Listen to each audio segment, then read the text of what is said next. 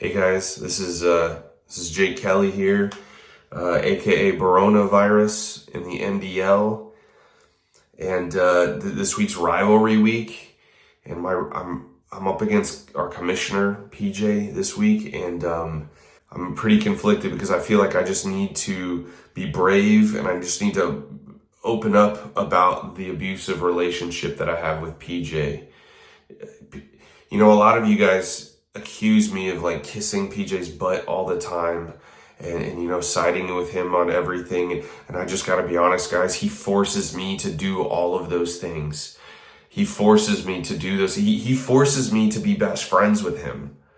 You know, when we get together, you know, he's always like, you better make sure everyone knows that you like me, you know, or when we take pictures, he's always like, you know, make sure you're smiling, make sure everyone knows you like me, make sure you look like you're having the best time of your life, you know, and you know, honestly, that's why I have to film this in this closet right now, because I can't prove it, but I think he bugged my house. Because the other night, you know, Rev, he dropped Caleb Johnson to the free agency, and I was going to pick him up. I was going to use my waiver to pick him up. But then right as I started to click to add Caleb Johnson onto my team with my waiver pick, I get a FaceTime from PJ, and he's just angry and yelling at me, telling me, you better not pick up Caleb Johnson because I want him, you know?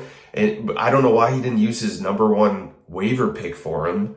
But he just kept going on and on about how Caleb Johnson's the next, you know, generational talent for the Steelers. He's going to be the next franchise running back. He's going to be better than Jerome Bettis and all this other stuff. And he forced me not to pick him up. And so PJ could get him, and how he's benefiting his team now, you know?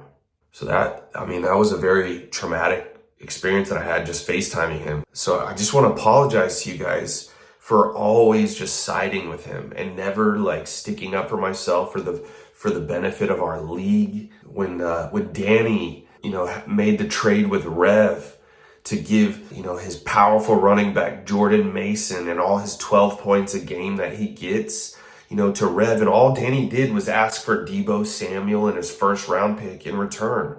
You know, Danny, I know that you were doing that for the benefit of Rev, and you were just looking out for him. And PJ forced me to veto that, though. And so I apologize that I didn't stick up for you in the league, or whenever the league wanted and voted to have, you know, the 17 extra bench spots and the 9 IR spots or the 12 flex spots, you know. I know that makes the league fun. I wanted that too. That makes the league so much more fun, because it just forces us to, you know, make trades and then argue over trades and overvaluing players. And it's just a lot more fun when we argue about trading and then never eventually making a trade. It just makes everything so much more enjoyable. So I'm sorry that I didn't vote in favor of those things. I was afraid of what would happen if I didn't side with PJ on these situations, you know. But honestly, you know, the abuse isn't just with me. I'm pretty confident that the abuse runs into his own fantasy team. Like, if you ever noticed, like his running backs, he drafts running backs, and I'm pretty sure he forces them not to run well. Like, it's almost like he doesn't want them to run better than he could run, which is clearly hard to do with his, you know, bad hip.